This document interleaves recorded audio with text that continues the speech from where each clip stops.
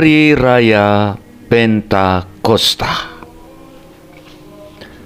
Hari ini, Bapak Ibu, saudara-saudari yang terkasih, kita merayakan pesta Pentakosta. Dalam Kisah Para Rasul, peristiwa Pentakosta diceritakan secara mendalam dan detail. Roh menyatakan diri, dan Dia turun atas diri para rasul yang sedang berkumpul bersama Bunda Maria karena ketakutan, takut akan orang Yahudi. Mereka ketika menerima curahan Roh Kudus, mereka mulai berbicara dalam pelbagai bahasa yang berlainan. Aneh bin ajaib. Mereka heran. Mereka mengerti dan memahami dalam bahasa ibu mereka. Aneh bukan? Inikah yang disebut bahasa roh? Bapak Ibu, saudara-saudariku yang terkasih, roh menampakkan diri dalam berbagai bentuk dan lambang yang berbeda-beda. Sedikit catatan. Ketika Yesus dimakamkan, perempuan-perempuan sibuk pergi ke kubur. Demikian juga para murid. Dan ternyata mereka menemukan makam kosong. Dalam Injil manapun kita tak mendengar kalau Maria juga sibuk pergi ke kubur. Kenapa dia tenang-tenang saja? Yang jelas satu hal yang diceritakan, Maria berkumpul bersama mereka dalam doa. Mengapa Maria tidak pergi ke makam? Karena dia memahami dan menyimpan dalam hatinya apa yang Yesus alami dan apa yang Yesus pernah katakan sebelumnya, bahwa Ia menderita, disalib, dan hari ketiga Ia dibangkitkan Allah. Maria percaya itu. Dari mana dan bagaimana dengan kita saat ini? Kita percaya akan firman Allah. Dalam Ekaristi kita selalu kenangkan dan rayakan itu. Kebangkitan Yesus telah merubah hidup kita, bukan? Kita bergembira. Kebangkitan Kristus membawa sukacita bagi kita semua.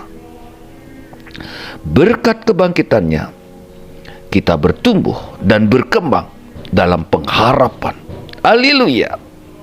Nah, Anda sehat-sehat bukan semua? Penuh sukacita. Dalam Tuhan mari kita bersyukur sambil memuji Allah. Amin. Nah, Bapak Ibu saudara-saudariku yang terkasih, roh itu berupa angin. Tiba-tiba saja dari langit ada ribut, suara gemuruh, dan angin disebut ruah. Roh berhembus seperti angin, benar. Roh itu suatu kekuatan yang dahsyat, yang menggetarkan. Yang kedua, api. Sebagaimana api menerangi, menghangatkan. Roh kehangatan, roh cinta yang menggerakkan hati kita untuk saling mengasihi. Lidah atau bahasa, seperti lidah-lidah api, roh membuat kita berbicara. Karena roh para murid berbicara dalam bahasa yang berbeda. Anehnya, orang mengerti dalam bahasa mereka. Bukankah para murid bukan orang-orang hebat, nelayan, tidak pandai bicara? Tetapi Roh memberikan kepada mereka pengetahuan yang luar biasa, inspirasi yang luar biasa, mengantar kita justru untuk memuji Tuhan dan menyampaikan pesan-pesan ilahi. Orang banyak berkata mereka berbicara dalam bahasa berbeda, tetapi mengapa kita mendengarkan dan memahami dalam bahasa kita sendiri? Itu semua karena para murid dipenuhi oleh Roh Kudus. Roh berembus seperti angin yang melenyapkan sekatan-sekatan antara manusia, yang menyegarkan. Lukas mengungkapkan peristiwa Pentakosta penuh dengan pengajaran yang indah, yang mengagumkan, yang mendorong kita untuk memuji dan memuliakan Tuhan. Peristiwa menyatukan bahasa. Ingat dalam Perjanjian Lama, peristiwa Menara Babel yang membuat perpecahan, kekacauan. Sebaliknya Pentakosta menyatukan kembali yang tercabik-cabik, yang terpisah. Ada komunikasi lagi karena Roh Kudus.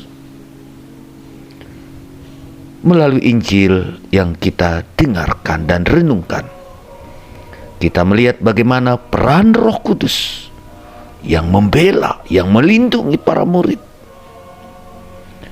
Yesus sendiri sang penyelamat, pembela, penghibur bagi para murid. Yesus berkata, "Aku akan pergi kepada Bapa agar Ia memberikan penghibur, pembela yang lain yang akan selalu bersama kalian untuk selama-lamanya."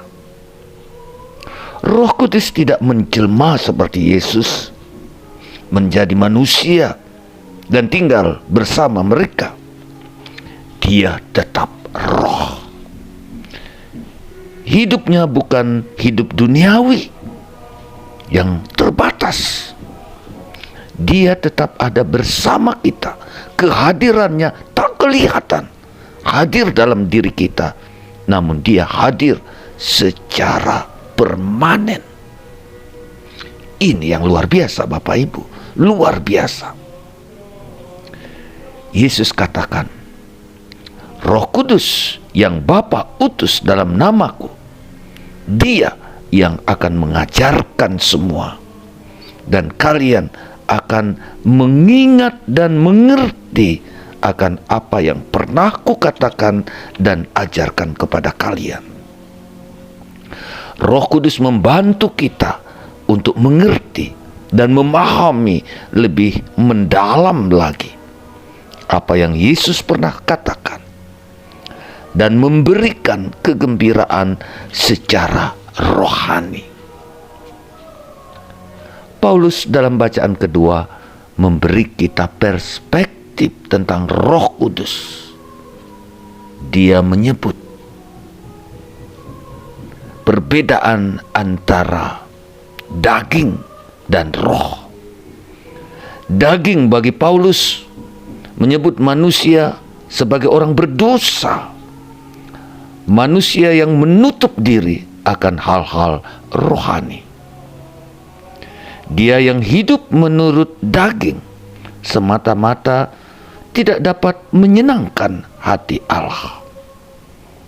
Kalian bukan hidup dalam kuasa daging, melainkan kuasa roh, karena Roh Kudus tinggal dalam diri kalian.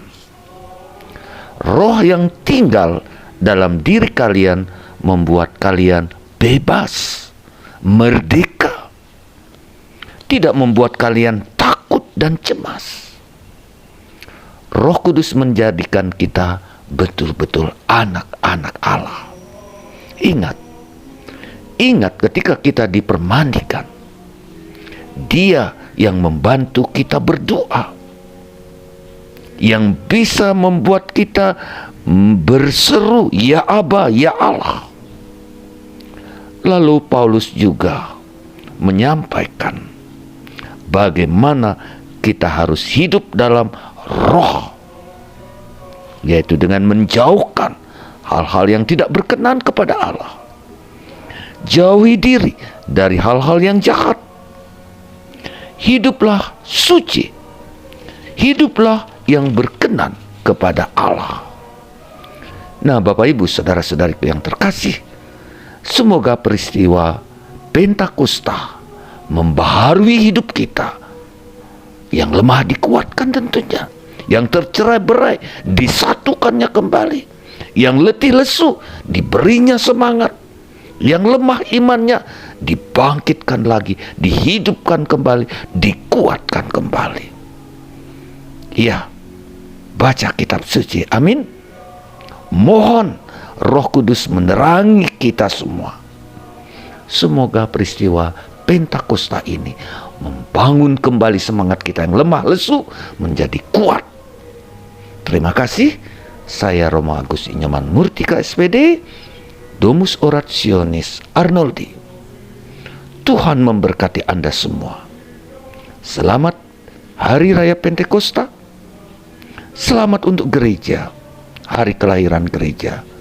Dan semoga kita senantiasa diberkati oleh berkat Allah yang Maha Kuasa.